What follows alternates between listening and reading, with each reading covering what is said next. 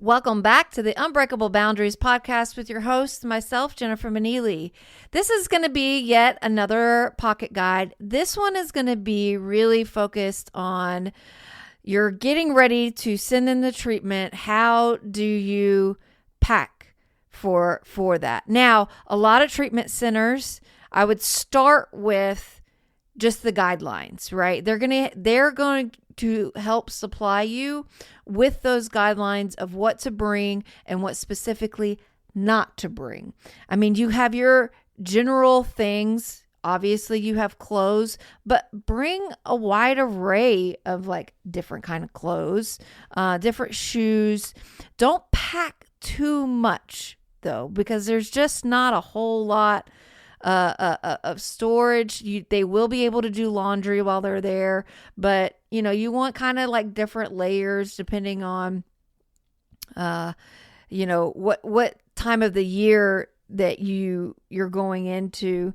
But having at least like if it's in the winter time, of course, that's really easy. Like pack all sorts of different kinds of layers. Some places you're going to be really toasty warm because you're going to have the heat blaring. But in a lot of times, if you're going in the winter, it's going to be cold. So you're going to need your heavy jacket and then your mid-sized jacket and then your smaller jacket, all that stuff. And the same in the summertime. Frankly, sometimes you might be in an air-conditioned place, and depending on what your loved one is experiencing with their body, it can sometimes be hard to regulate temperature. So keep that in mind. Something to not bring though is anything expensive, anything that loved one doesn't want to lose.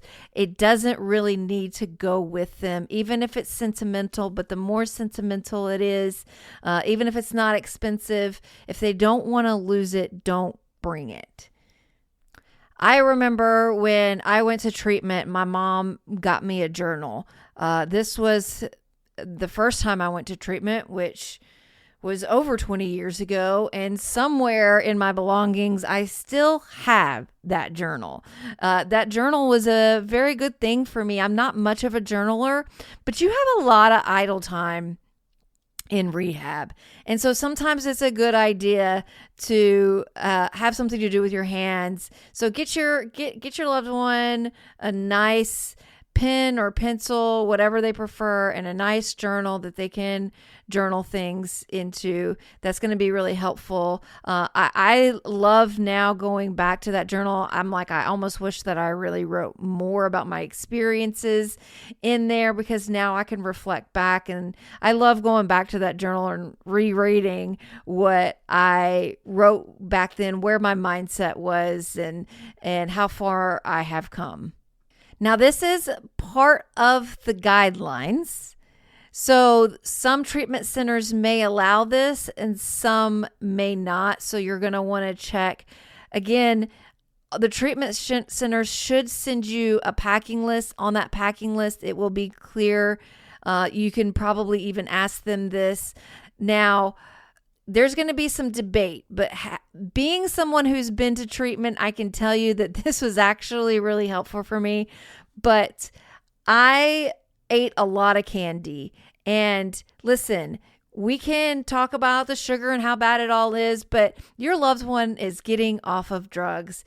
That is a really challenging thing already. I think that it is okay to kind of supplement some of that, because it's hard as it is with things like chocolate, things like just candy, whatever their favorite thing is, let them have it. Like it is. And I think this is debatable, right? Like, I'm not going to sit here and say that someone else is going to say the exact opposite of what I'm saying. I'm just saying from a perspective of someone that's been in treatment a couple of times, my rehab, I remember this all this years later. They had a candy drawer and they kept that thing stocked with candy, and it got raided. Every time it got full, it got raided. And I will tell you though, it was just something that made us feel, I think, just a little bit better. We looked forward to eating the candy. And it was something to actually really look forward to, something that actually made us feel a little bit normal. We were just needing something that made us feel slightly better. Because, I mean, listen, we're going to rehab it. That kind of sucks. I'm not going to lie about that. It sucks. So any of those little things like that to make us feel better, I think is totally acceptable. It's totally okay. And let people just indulge. We're talking about someone who's been on drugs. Some candy is not going to hurt them all that bad. It probably need it anyway. So I would say if your rehab allows them to bring in candy, let them indulge a little bit on that. Now, again, this is going to be another item that sometimes, like some treatment centers will tell you not to do this. Some will. It just all depends. Like I said earlier, there's a lot of idle time, and sometimes, yes, we definitely want to focus on recovery. There is a lot of recovery. This is going to be another debatable thing, right? Again, some treatment centers are going to be okay with this, some are not. But bring a good book. Just bring a good book. I get it. Like, we really want to focus on recovery, but sometimes we just need a little bit of a break from ourselves because we don't have the skills and the tools yet to kind of control where our brain goes. And in those first initial, 30 days, our brain has so much shame that it is trying to process and deal with and hide from. And we are such in a pattern of hiding. It's nice to have a healthy escape. Now, some treatment centers will suggest you not to. They want you to only focus on recovery and all of those things. And I understand where they're coming from. And I'm not even saying that it's wrong. I'm just saying that if you have a treatment center that is okay with it, bring a good book so that sometimes you can get a little bit of an escape. I don't think that there's anything wrong with learning good, healthy escape techniques. However, that should be balanced, which is why I'm suggesting only bring one book at a time, right? Now, I mean, they're probably going to get it done pretty quickly, and they may be asking for another one. There may be books there at the treatment center. If not, this may be something to plan on, like, hey, I'm only going to send you one book at a time. Let me know when you're close to being done. That way, they might get a chance to have a little bit of a break in between books to really focus on the recovery. So there's a balance to it, right? And and it's important that they learn balance and that don't completely escape and check out, because it's also important for them to be present. And us, especially when we're newer, we don't know anything about balancing and how to not, just completely escape. So you can kind of monitor and use a little bit of your discretion on that one. Maybe give them a couple of days in between books before they get another one, just so that there is that balance. But I think that is a perfectly acceptable thing as well, is plan on having them have a good book to read. Even if they're not much of readers, they may turn into being readers while they're in there. Now, I will say that treatment centers often don't like you to bring over-the-counter drugs, even Tylenol or Advil or anything. They have those things, and they will dole them out as they feel that they are necessary. So no over-the-counter medications.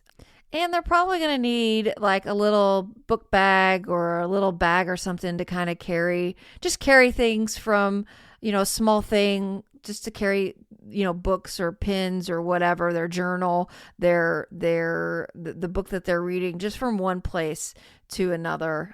Just a little small bag, just like a little book bag or something like that.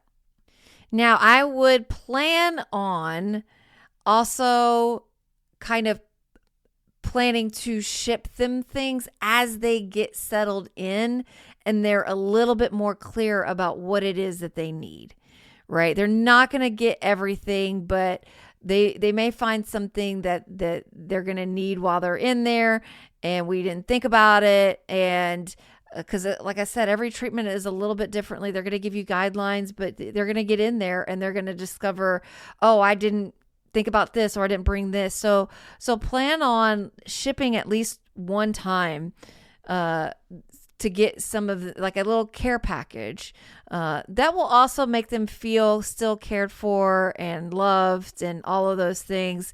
Just getting packages like that is it really means a lot, even if they don't necessarily show it or they don't say it. Sometimes it means a lot when they get care packages in rehab. Anyway, I hope this was really helpful. Please let me know if you have any more questions, thoughts. If you are just not sure about something, always feel free to reach out to me. You can email me, email info@therecoveringfamily.org, or you could just go to my website, and there's all sorts of different ways to get in contact with me that way at therecoveringfamily.org. Again, I hope this was helpful, and stay tuned for the next one where we actually journey into what happens when you drop them off. What do the first few days look like? What can you expect while they're in there? That whole journey. And we're going to start from the place of what if someone's going in there that doesn't really want to be there? Because that happens quite often. And so we're going to start at that mindset, because they're depending on the mindset is going to be dependent on their experience in there. And so we're going to start with that mindset. And then after that, I'm going to do another podcast that's focused on what does it look like when someone who wants to be in there and their journey and their experiences. Thanks for listening, and stay tuned to another pocket guide coming at you soon.